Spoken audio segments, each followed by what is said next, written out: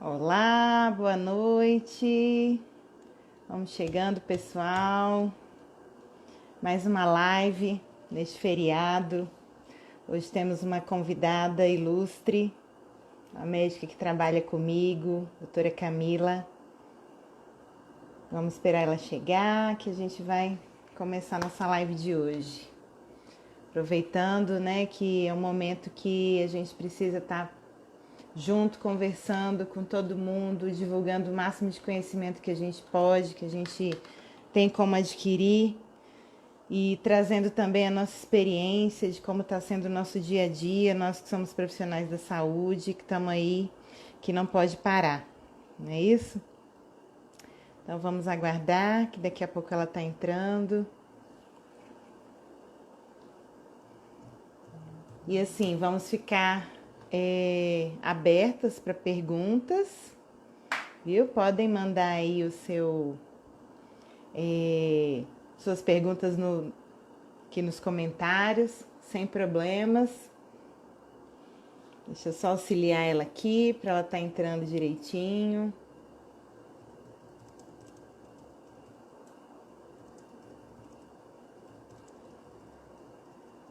Como a gente está com esse distanciamento social, hoje vai ser só eu aqui falando, porque o Instagram ainda não permite que a gente faça, né, live com um monte de gente junto, mas enfim.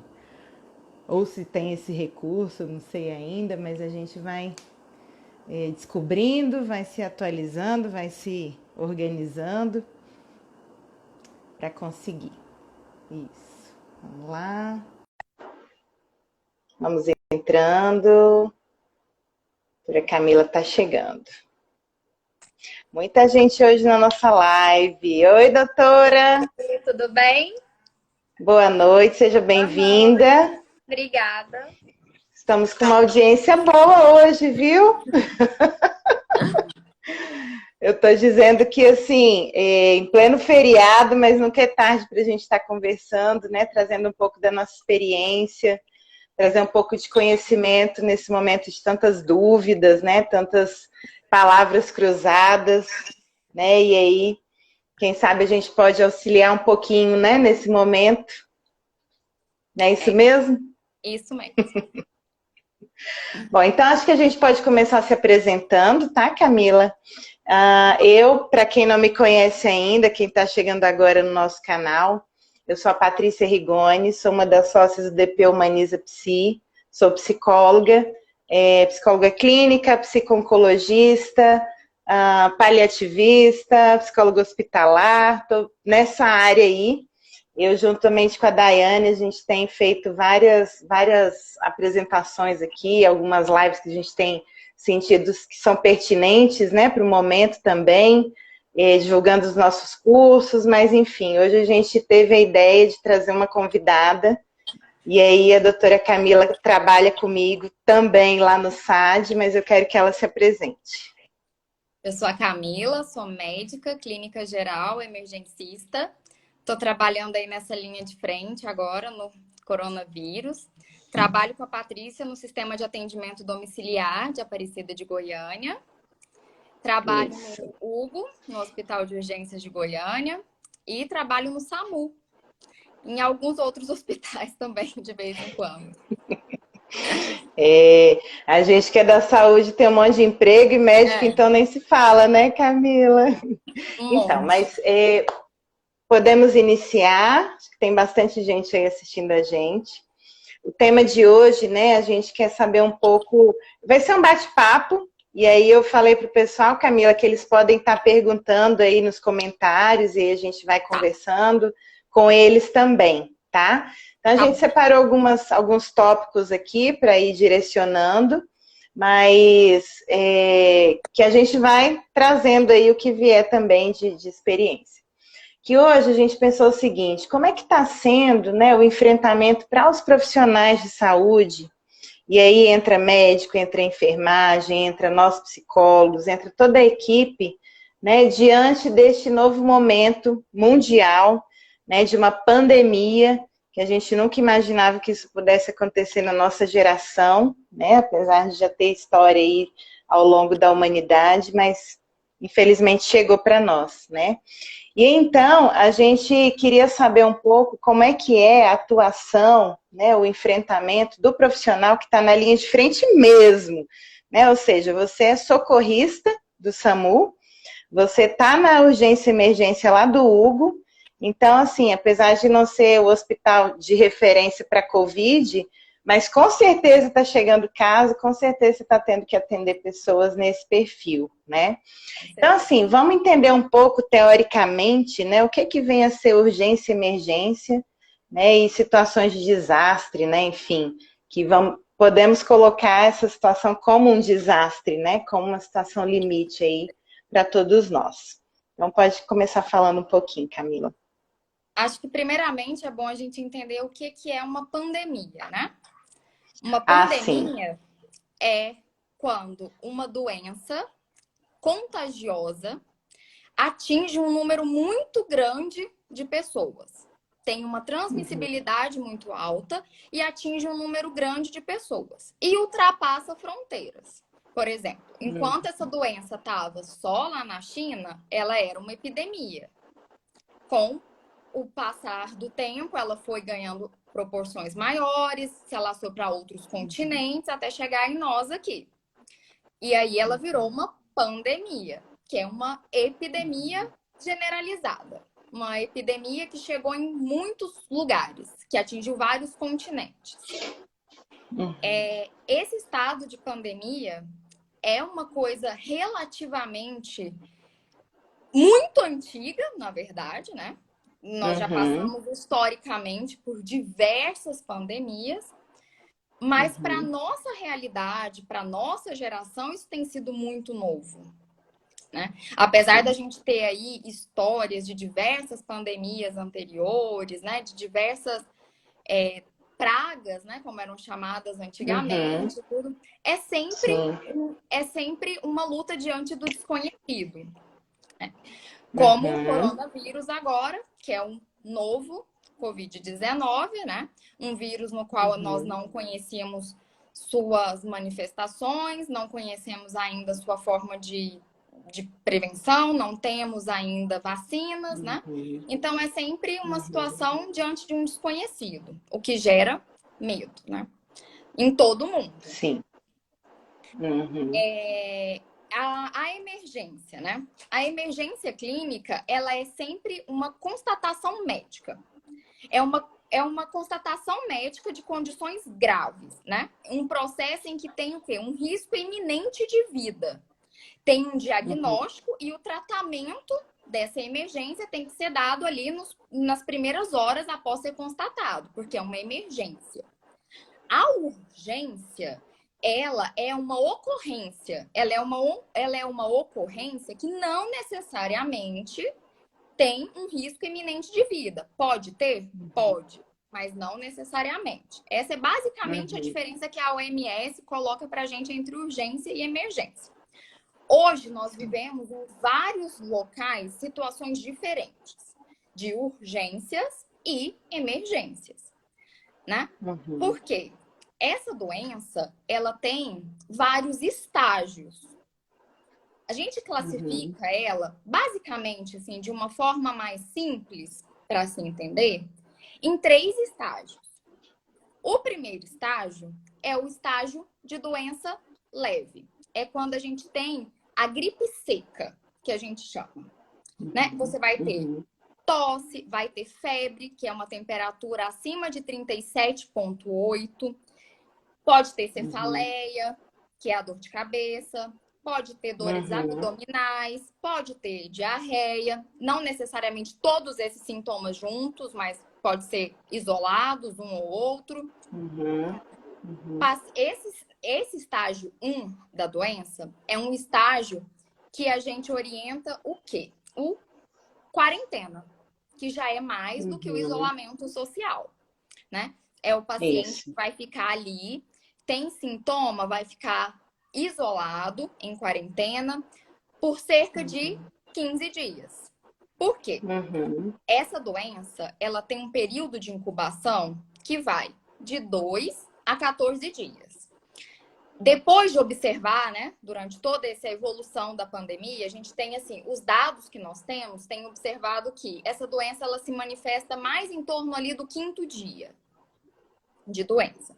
Mas você pode ser um portador assintomático até por 14 dias, que é o período de incubação da doença. É o período que você está com o vírus, pode sim estar transmitindo para outras pessoas, e por isso é tão importante o uso de máscaras, o isolamento social, evitar o contato, lavar as mãos, usar o álcool gel. E são todas essas medidas que a gente tem tentado reforçar tanto para a população, né? Isso. No estágio 2, essa doença é nessa doença é o estágio de pneumonia, digamos assim, que a gente divide em duas. A pneumonia é com hipóxia, que é a pneumonia que você tem uma queda na saturação de oxigênio. E a pneumonia sem hipóxia, que é a forma mais branda, né? A saturação de oxigênio é o quanto de oxigênio está percorrendo ali o nosso organismo, de uma forma bem simples. Quando a saturação de oxigênio ele está menor do que 93, a gente já considera uma pneumonia com hipóxia, de uma forma bem simples assim. E aí, aqueles sintomas iniciais lá da doença, eles vão se associar à falta de ar. Então, além da febre, do mal-estar, da dor de cabeça, você vai ter falta de ar. Você começa a ter sintomas respiratórios. E aí, nós temos a última fase de doença, o estágio 3, que aí sim é o estágio grave, né? É o estágio em que, graças a Deus, a menor proporção das pessoas que se contaminam por esse vírus chega, né? Cerca de 80% das pessoas que vão manifestar o coronavírus, elas vão ter a forma leve. Né? Então, assim, a proporção é muito menor das pessoas que vão evoluir para a forma grave. E dentro das pessoas que evoluem para a forma grave, a mortalidade ela gera tá ali em torno de 2,3%, 2,5% até 4%.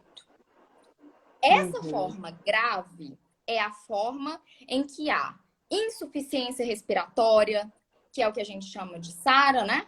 A síndrome aguda respiratória. Aguda, sim. Você, nesse período, nós vamos ter o quê? É uma fase inflamatória, é uma fase em que todos os nossos marcadores inflamatórios vão estar elevados, e aí você pode evoluir para o choque, né? E evoluir para a ventilação mecânica, que é o entubado, que todo mundo hoje questiona tanto, né? Vamos ter tubo para todo mundo? Vamos ter ventilador para todo mundo? E aí é a fase complicada, que é a fase em que a gente quer que não chegue de forma alguma. Tem uma pergunta aqui, Camila. Tem uma pergunta, só para já ir respondendo, se no estágio 2 os pacientes também já são entubados. Não. Já tem isso, não, né? Não. É só quando evolui mesmo. O estágio 2 é uma pneumonia. Nós vamos alguns pacientes podem até ser tratados. Os que estão na fase 1 da fase 2, né? Que nós temos a fase com hipóxia e sem. Os que estão na fase sem hipóxia, muitas vezes podem ser tratados em casa. Não necessariamente hospitalizados. Na fase 2, já é um paciente que requer um cuidado maior, uma atenção maior e assim, não 100% das vezes, porque depende muito, mas é um paciente já com indicações para ter um tratamento hospitalar. Né? E na fase 3, que é essa fase que o paciente evolui para insuficiência respiratória, para o quadro inflamatório geral, aí sim é uma fase em que o paciente não consegue mais se manter respirando por meios próprios. Ele entra em uma fase de fadiga da musculatura muscular, da musculatura respiratória, desculpa. E aí, nessa fase, sim... Aí precisa de ajuda, né? Isso. E aí, sim, o paciente vai para a ventilação mecânica. Basicamente, são essas 3 fases, assim. bem assim, simplificando bastante. Sim, sim. Mas é importantíssimo, né, você trazer esse conhecimento, porque realmente o número de informações que tem circulado, né, principalmente por WhatsApp, pelas redes sociais no geral, é muito grande e acaba que a gente se confunde também, né?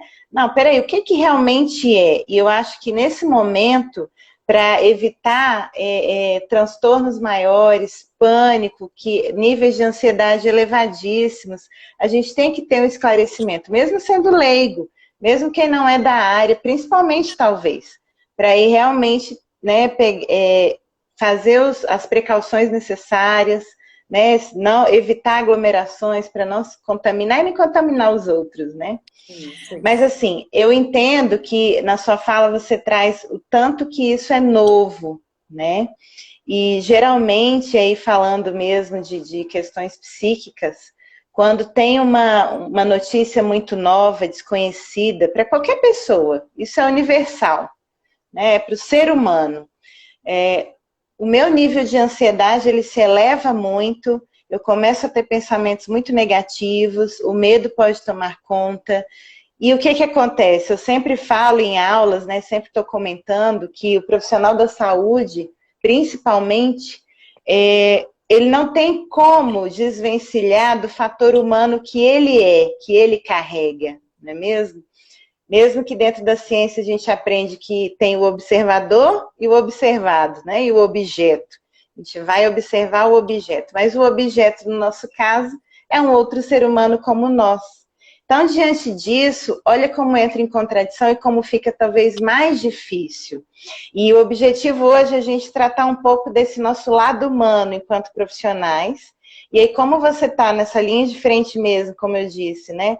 Na emergência, no SAMU, enfim, todas essas áreas que estão, né, mais propícias a entrar em contato com o paciente, seja em qualquer fase que ele esteja, como você explicou. Então, a gente queria ouvir um pouco como é que está sendo para você, sabe, o seu cotidiano e também dos colegas que você acompanha, né? Acho que depois a gente pode falar lá do SAD mesmo, como é que tem sido para nós, que é uma coisa monotemática, né? A gente está falando disso o tempo inteiro, não tem um plantão que a gente não conversa, que a gente compartilha, né? Nossas ansiedades, mas assim, queria ouvir de você um pouquinho agora. Como você disse, né? O novo sempre traz ansiedade, medo, e esse tem sido desde que começou, desde que os primeiros casos se manifestaram aqui. Tem sido, assim, o nosso cotidiano, né? Acordar e trabalhar, não saber como que e falar disso. Não saber como que nós vamos estar na hora que nós voltarmos para casa, né? As ansiedades e os medos também gerados pelo despreparo nosso mesmo, como Brasil, como sistema público de saúde, como sistema privado de saúde. Nós não estávamos prontos para isso, nós não estávamos preparados psicologicamente, profissionalmente, e nem não temos material para isso. Isso também tem sido um problema muito grande mesmo. A gente vê assim... Que deixa mais inseguro ainda, né? Gera muito mais conflitos aí. Uma insegurança muito grande. Assim, eu tenho colegas que trabalham comigo, nas emergências, no SAMU, que estão desde que isso tudo começou fora de casa, porque moram com a mãe, porque tem filhos pequenos em casa, e apesar das crianças não, graças a Deus, né, não serem o grupo principal que manifesta sintomas mais graves, eu acho que para todo mundo que é pai e mãe sabe o temor que a gente tem de levar isso para dentro de casa, né? Nossos maridos, as esposas, enfim, eu tenho colegas que estão em hotéis, que estão em flats. Tem feito isso aqui em Goiânia, né? Tá acontecendo isso, profissionais da saúde indo para hotéis, não é? Isso, inclusive, até o governo tinha liberado o funcionamento, né, dos hotéis aqui, até antes de vir esse último decreto, né? Mais para para os profissionais mesmo, porque é um grande número de pessoas que têm feito isso. Porque apesar de todos os cuidados que a gente tem ao voltar para casa, de lavar as mãos, né? De deixar o sapato do lado de fora, tomar banho e tal, é uma insegurança muito grande, né? Muitos de nós moram com os pais, tem pais idosos, avós, pessoas que têm comorbidades. Então, assim, é realmente um estado, é uma situação muito complicada. E esse isolamento acaba gerando, assim, por um lado, um conforto, por você achar que não está ali, né, sendo um fator de risco para sua família. E para o profissional de saúde, isso também é muito ruim, né? É um isolamento, é uma falta da família, das pessoas que trazem segurança para você, que te motivam, que te incentivam. É muito complicado. Assim, a gente tem trabalhado realmente num estado de estresse muito grande. A falta dos EPIs, que são os equipamentos de proteção individual, elas são assim, muito problemáticas mesmo. Assim, a gente tem aquela máscarazinha branca, comunzinha, que todo mundo tem acesso. Essa máscara, a gente tem uma recomendação da OMS que ela seja usada no máximo por 3 horas. Então, em alguns hospitais, a gente tem recebido 4 máscaras para utilizar durante as 12 horas de plantão. No plantão. Ou seja, se acontecer alguma coisa com a sua máscara, pronto, você tem que usá-la. Já era. Já era. E é a mais simples, né? Porque o ideal é que seja N95, né? Principalmente para aquele que vai manipular o paciente. E aí você imagina, eu estou manipulando com uma máscara cirúrgica comum, porque não tem uma N95, não tem aquele capacete, né? Enfim, aquela viseira. Então, assim, é muito complicado. As N95, que são aquelas máscaras bicudinhas que a Patrícia está falando, a gente nos hospitais tem recebido elas e recebido uma recomendação de utilizar essas máscaras por 15 dias, desde que a gente consiga guardar essas máscaras de uma forma adequada, né? E assim, E aí já gera um monte de dúvida, porque, por exemplo, tá, eu tô usando, vou guardar, mas se eu for guardar, não vai estar contaminada? Teve até uma pergunta aqui, ó, de um rapaz, ele perguntou se o vírus ele fica na roupa, se ele gruda na nossa roupa. Se as gotículas do vírus, por exemplo, se eu estiver contaminada e eu espirrar e as gotículas caírem na sua roupa, ou eu tossir, colocar a mão na boca e pegar na sua roupa, aí sim, a roupa acaba ficando contaminada, né? A gente tem que lembrar sempre que a transmissão é por gotículas. E aí... Isso é importante. Isso. Esse vírus, nas superfícies em geral, ele tem um tempo de vida variável. Né? Na roupa, no tecido, ele sobrevive por um determinado tempo, em determinada temperatura, e isso varia muito.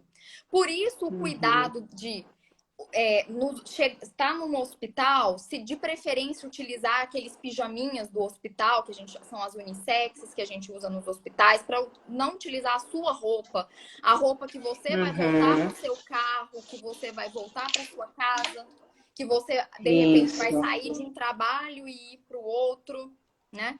As mãos o tempo todo, atender um paciente, lava as mãos, atender o outro paciente, lava as mãos. Inclusive, eu acho que eu até cheguei a comentar com você, né, Patrícia? Na sexta-feira, a gente estava trabalhando, eu tinha ficado 36 horas de plantão. Sim. E eu não consegui bater o ponto no trabalho, porque meus dedos estavam sem digital. De tanto passar álcool gel. De tanto ficar de luva, lavando, lava, passa álcool gel. As digitais estão sumindo. Então, assim, são essas dificuldades, né? A máscara também, quando a gente fica um tempo muito grande com ela, machuca o rosto, machuca, funda. Então, assim, são essas dificuldades que a gente passa todos os dias, né? E além disso, assim, tem que lidar também com o medo da população, né? Não é fácil. As pessoas assim como nós que somos profissionais da saúde, que temos um conhecimento técnico um pouco maior, nós já temos medo, nós já temos todas essas inseguranças, né?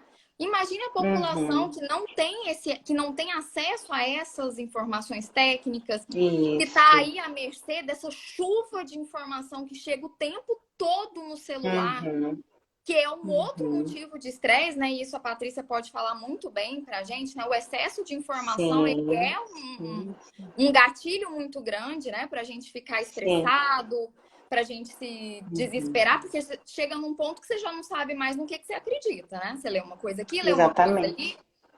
Isso também é uma coisa muito importante da gente fazer, filtrar as informações que chegam até nós. Para poder tentar evitar um pouco.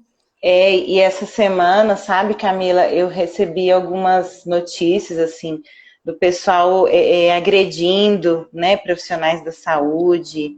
Não é de agora, é tipo assim, o medo toma tanto conta que é como se a gente voltasse para um tempo de barbárie, sabe? E aí as pessoas ficam irracionais e agem por instinto mesmo, porque o medo nada mais é, né, e a agressividade muitas vezes, do que uma defesa daquilo que eu não conheço. Sabe, a coisa mais primitiva, eu viro um bichinho acuado, eu ataco, né? E aí o que acontece? Isso tudo vai gerando uma situação incontrolável, né? Enfermeiros em pontos de ônibus, médicos, profissionais. Tá vestido de branco, já vem aquele pânico, né, de que eu não posso chegar perto, enfim. E aí, com isso, a gente tem visto também muitos pacientes de outras patologias, né, com falta de segmento em seus tratamentos, principalmente oncológicos, por exemplo, porque tem medo, pavor de ir para o hospital e lá, né, ser infectado e tudo mais. É uma paciente minha mesmo, de consultório, com a suspeita de um linfoma, com medo de fazer uma cirurgia de biópsia por conta do coronavírus, né? Então, assim, o tempo inteiro, além da gente estar olhando para a gente também está precisando estar sendo fontes verdadeiras de conhecimento, né? E que, bem colocado, é muito novo, pode ser que agora a gente fale uma coisa, daqui a pouco já seja outra, mas pelo menos a gente busca um respaldo, né, mais correto, uma informação mais verdadeira e mais científica. E que aí, então, a gente vai divulgando e vai conversando com essa população também. Sem dúvida, é um grande desafio, né? E tomar cuidado também para não deixar as informações virarem pânico nas nossas casas, né? Exato.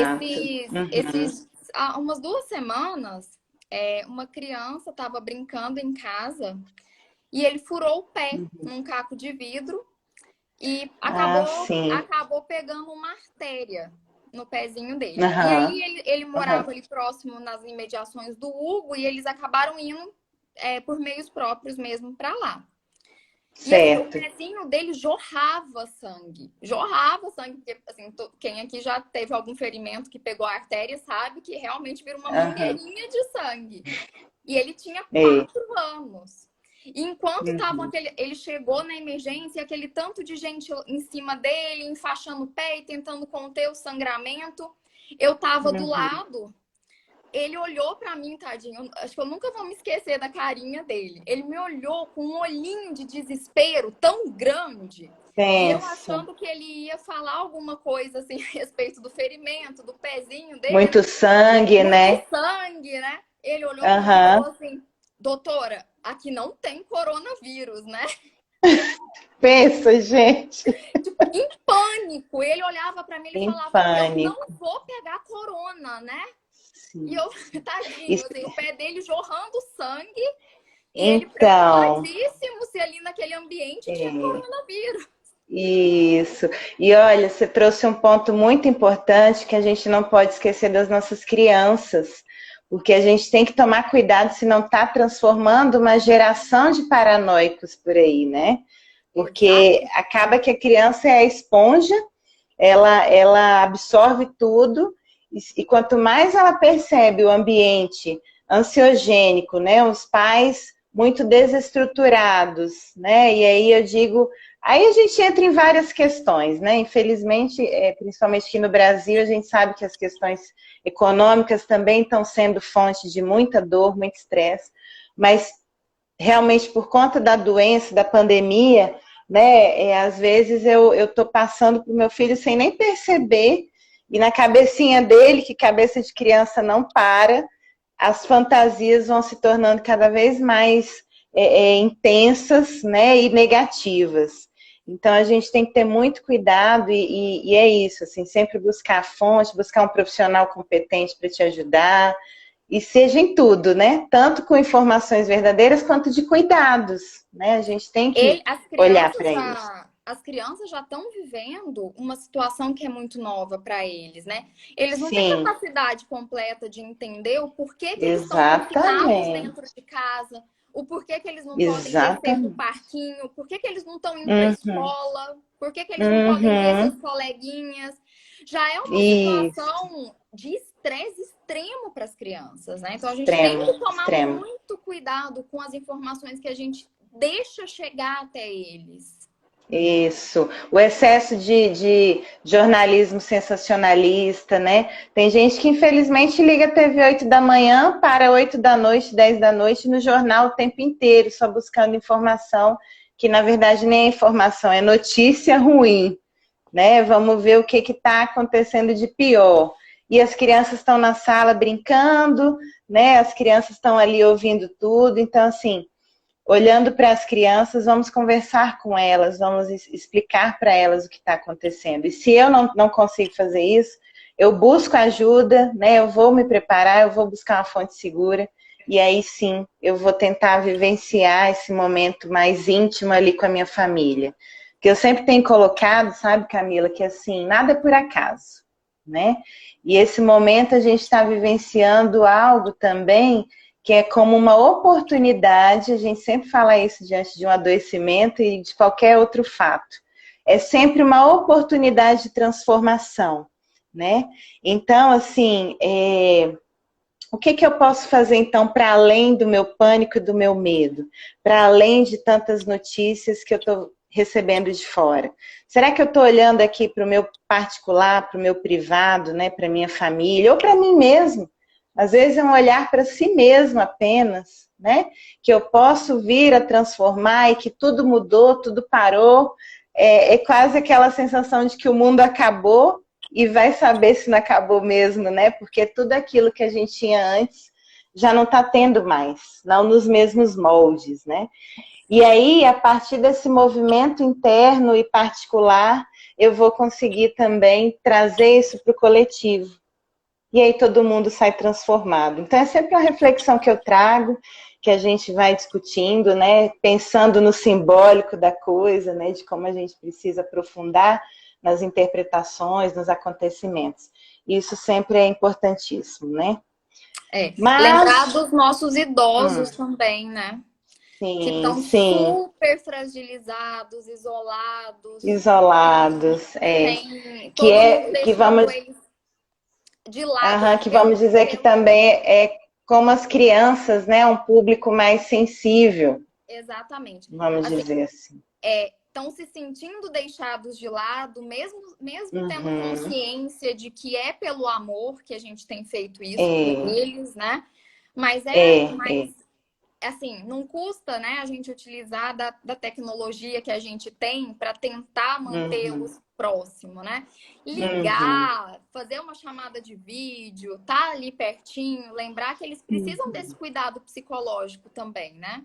Porque Sim, eles estão sim, ali sim. muito fragilizados. Eu escutei da avó do meu marido mesmo. Ela tem 90 anos e ela me falou Aham. assim: Ah, minha filha, se eu pegar essa doença, eu vou morrer mesmo, mas já tô velha, né? Então, assim, imagina no coração dela Olha só. saber que assim, gente, é uma doença que tá ali do lado de fora da minha janela e que se eu pegar, eu não tenho Uhum. chance de sair. Olha Apesar da só. gente ter visto diversos milagres já, né? E pacientes de 104 Sim, anos se recuperarem, centenários, nonagenários, né? Coisa de louco. Aham. exatamente, né? São os É idosos verdade. nos surpreendendo, né? Porque Mas o próprio envelhecimento, ele já traz essa conotação de proximidade da morte, né? E aí, será que eu vou abreviar essa morte que já está tão próxima? Uma teve doença, uma, né? teve uma Uma pergunta pergunta. aqui.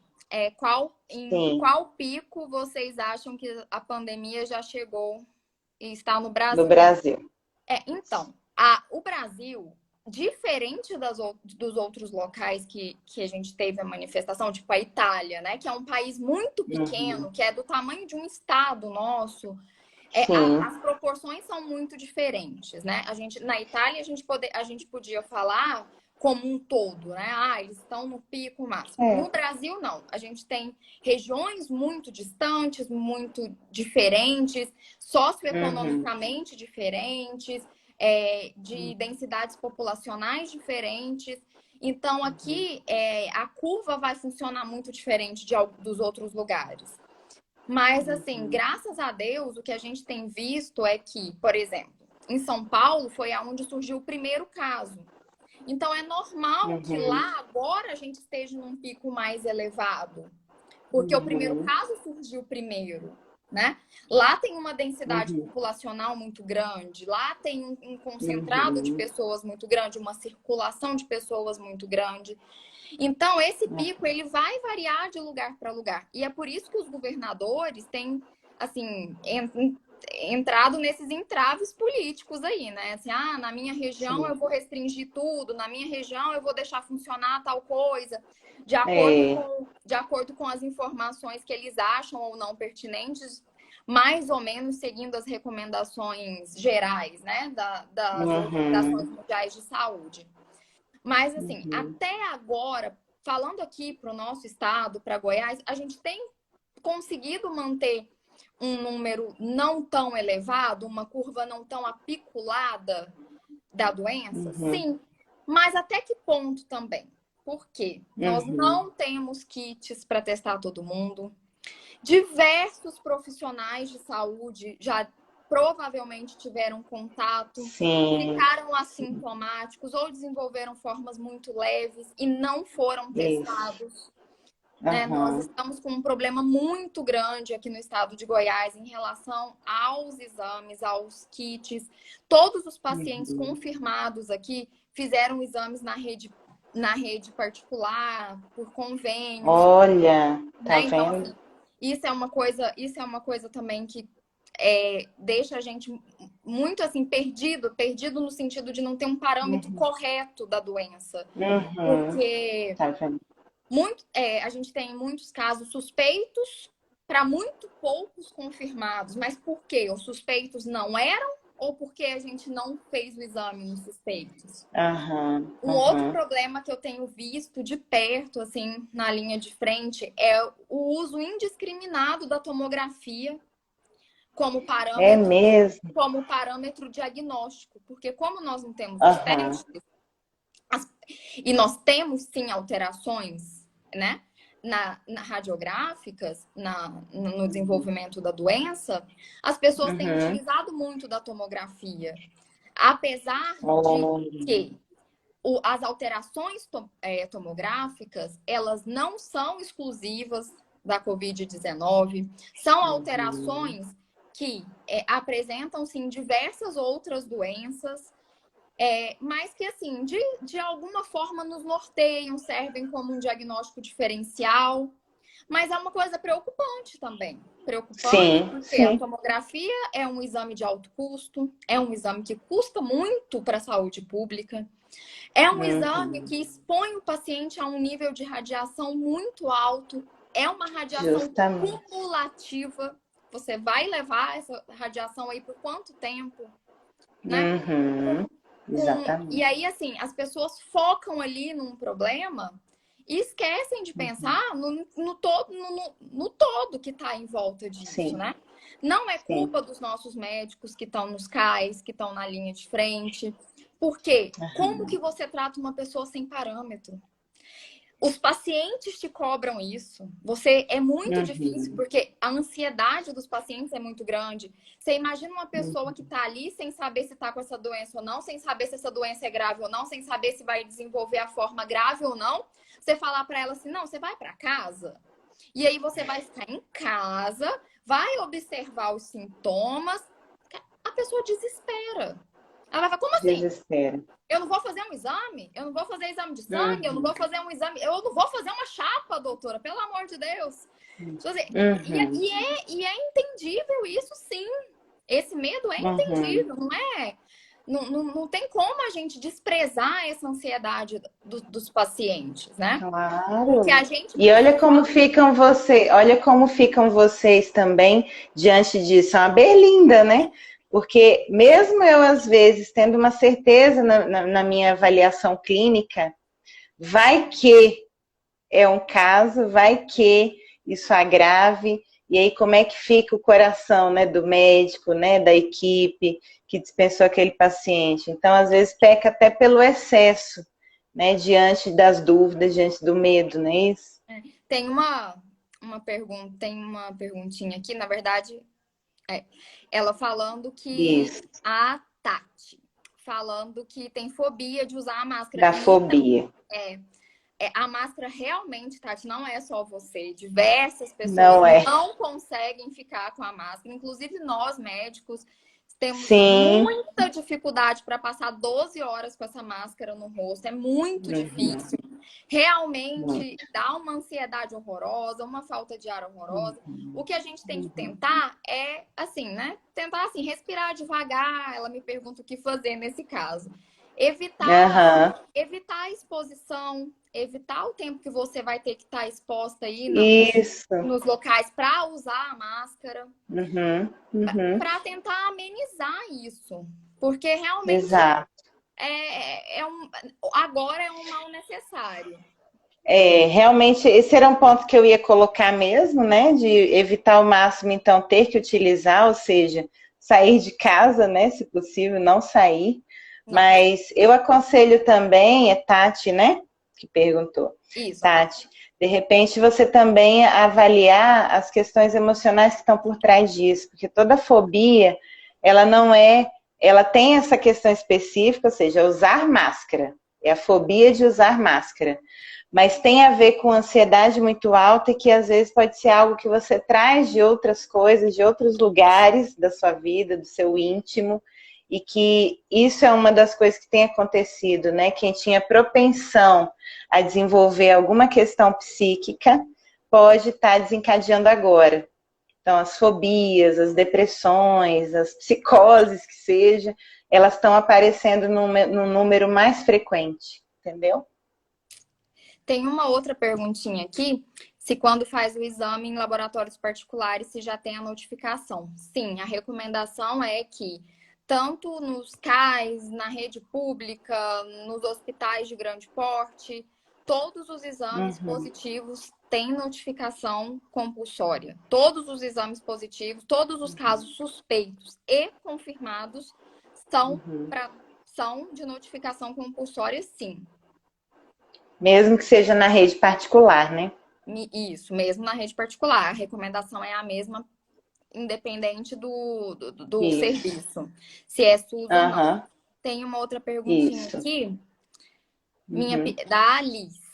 Minha pequena de 10 anos teve pneumonia e bronquite em 6 meses. Está no grupo de risco? Então, as crianças, elas não são colocadas nos grupos de risco, porém, qualquer pessoa, criança, jovem, adulto jovem, o adulto mais velho, o idoso com comorbidades, é um paciente que a gente tem que tomar um cuidado maior, né?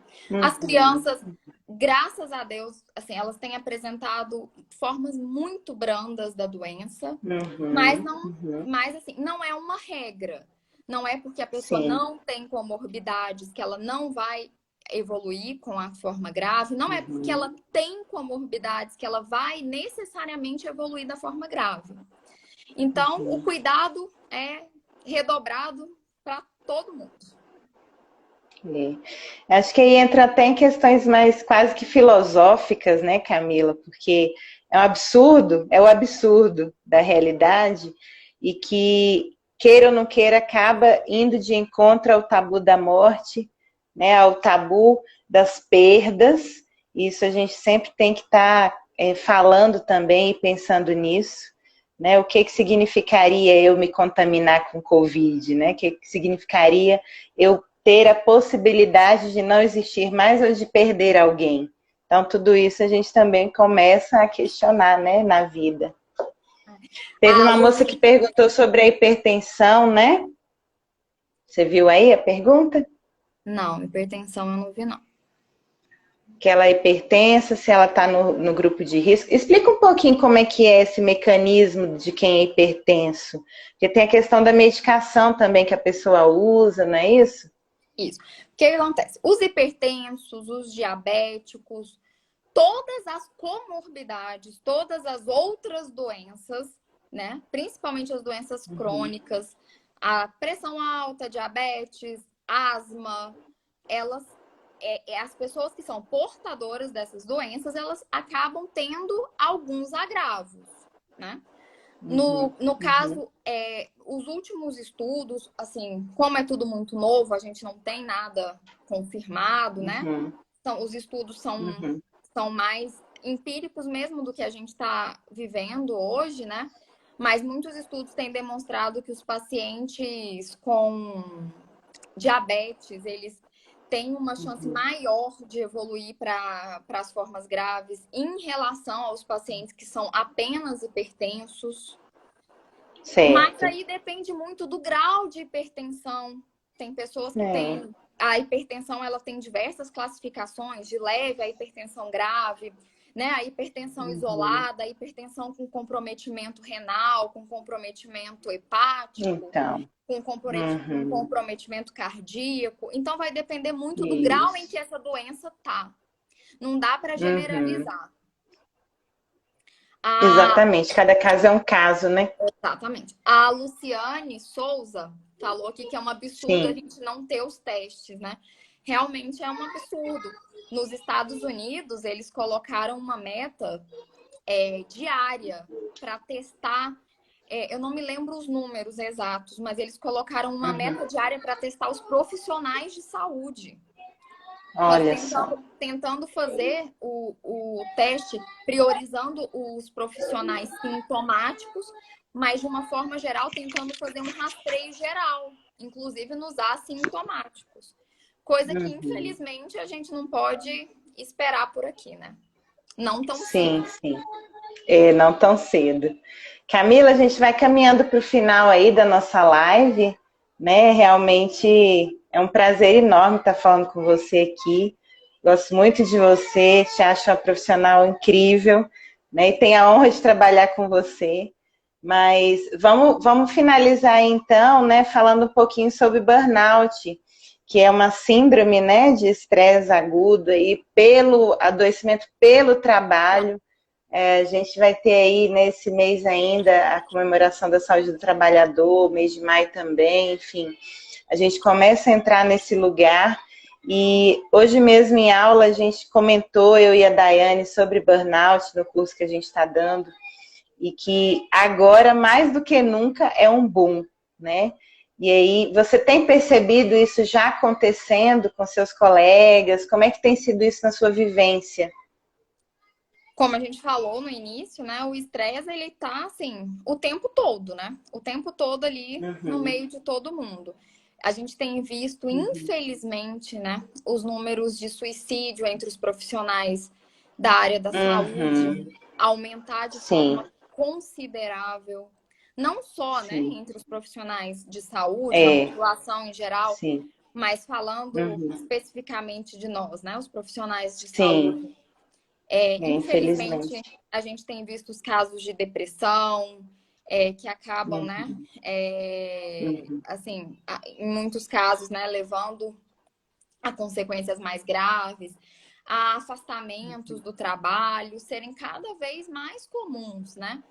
E assim, e como isso foi uma coisa muito nova, muito inesperada, que pegou todo mundo de surpresa, né? Acho que muitas pessoas tiveram muitas dificuldades para lidar com esse novo. Algumas pessoas realmente precisaram ser afastadas, não conseguiram ali, né, lidar com esse estresse, com todo esse equilíbrio que a gente tem que ter agora, né? Equilíbrio para trabalhar, para saber que nós estamos aqui porque nós fizemos um juramento, porque essa é a nossa profissão, é o que a gente ama fazer. Mas, Sim. como eu escutei de um colega, nós não queremos ser heróis. Nós queremos trabalhar com dignidade. A gente quer trabalhar com condições, né, para nos proteger, para proteger a nossa família. Ninguém aqui está querendo sair disso tudo como um herói. Nós queremos sair da melhor forma possível, né? Queremos aprender, mas estar bem. Porque como que vai ser se daqui a pouco não tiver mais ninguém da linha de frente trabalhando? É um problema muito grande, né?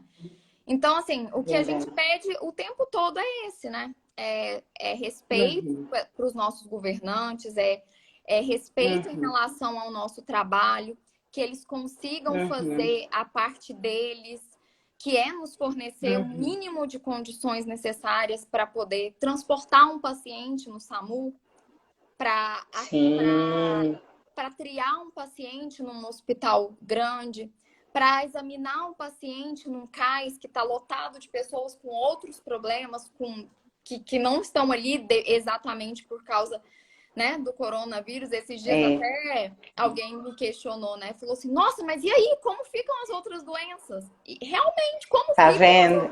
Os nossos pacientes lá do SAD, né, Camila? Os nossos pacientes acamados que estão em atenção exclusiva domiciliar, cronificados de diversas patologias, né? A gente tem enfrentado isso daí também no dia a dia. Pois é, e assim, as pessoas, os acidentes não pararam de acontecer, né? As pessoas não pararam de infartar, não pararam de ter outros problemas. Justamente. Né? E aí, a vida continua. A vida continuou em meio ao caos do coronavírus, mas continuou. E aí é muito complicado lidar com tudo isso, não tem sido fácil. Falar que tem sido fácil seria, assim, lindo, né? Falar, vamos passar por tudo isso, tá sendo lindo, tal. Não, tem sido muito difícil, é um enfrentamento diário, é uma superação diária. Mas, assim, eu acredito também que é um momento, como você mesmo falou, né, Patrícia? É um momento de reflexão. É um momento que a gente tem que, sim, reservar para olhar mais para nós, para olhar mais para nossa família, para refletir sobre a vida que a gente tem levado, para refletir sobre os nossos hábitos, para refletir sobre como a gente tem conduzido as nossas vidas até aqui, no que a gente tem dado tanta importância. Né? Eu acho que é um momento assim para você se apegar aí, independente de qual seja a sua fé, qual seja a sua religião, independente de qualquer coisa, né? Se apegar num ser superior, nas suas crenças, né? Refletir mais. Tudo isso é importante. Exatamente. Reconectar, né? Se reconectar, religar, é isso aí. Exatamente. A religião, ela é isso, né? Em latim, religar. Então, que a gente se reconecte, né? Com aquilo que é mais sagrado, né? Enfim, que é o que nos faz humanos, né? O que nos diferencia também. Camila, então, te agradeço novamente, né? Obrigada, por essa oportunidade de estar conversando com você. Então, o pessoal está perguntando aí se a gente vai ter outras lives. Vamos sim, né? Nós aqui do DP Humaniza Psi, a gente tem esse compromisso até. Acaba que vai começando assim, a gente nem esperar, mas a gente está percebendo que tem, de certa forma, contribuído, né? Com o pessoal, tanto do campo profissional quanto da população em geral. É sempre muito bom a gente poder falar do que a gente faz, né, e com conhecimento, com respeito, né, e comprometimento, tá? Então, provavelmente na semana que vem a gente vai ter mais uma convidada, já está aí tinindo o convite. Mas é isso, Camila, a gente se vê lá no SAD, viu? Tá bom. E deixar um beijo. Um recadinho para todo mundo. Agora que o governo de Goiás tem aberto um pouquinho, né? Tem cedido um pouco em relação às restrições, em relação ao isolamento social, que a gente faça isso de forma responsável, pensando que você não está sozinho, que você é, nesse momento, uma parte de um todo que precisa de você, né? Que a gente seja responsável, que a gente faça a nossa parte. Eu acho que se cada um tiver consciência, fizer a sua parte, seguir as orientações, a gente sabe, né, que economicamente realmente a gente não pode continuar parado, que as pessoas precisam trabalhar, que assim a gente tem vivido momentos de angústia econômica também, que muitas pessoas estão aí sem, né, desesperadas no limite, mesmo, né? no limite Sim. já, mas que a gente faça isso de forma responsável, né? Que os donos de estabelecimentos possam reabrir de forma responsável, que as clínicas possam atender seguindo as orientações. E eu acho que dessa forma, né, a gente tentando manter aí uma verticalização desse isolamento, mantendo as pessoas que estão nesses grupos de risco mais elevados, mais isoladas e evitando as aglomerações, acho que a gente vai conseguir vencer essa luta aí. Muito obrigada pelo convite, viu? Eu que agradeço. Obrigada a todo mundo que participou da live. Também agradeço a todos. E qualquer dúvida, a gente tem nosso canal aí do DP Humaniza. A gente pode estar abrindo para tirar mais dúvidas. Nosso dever aqui é esse, orientar e cuidar de vocês, tá bom? Então, um abraço. Fica com Deus. Tchau. Tchau, tchau.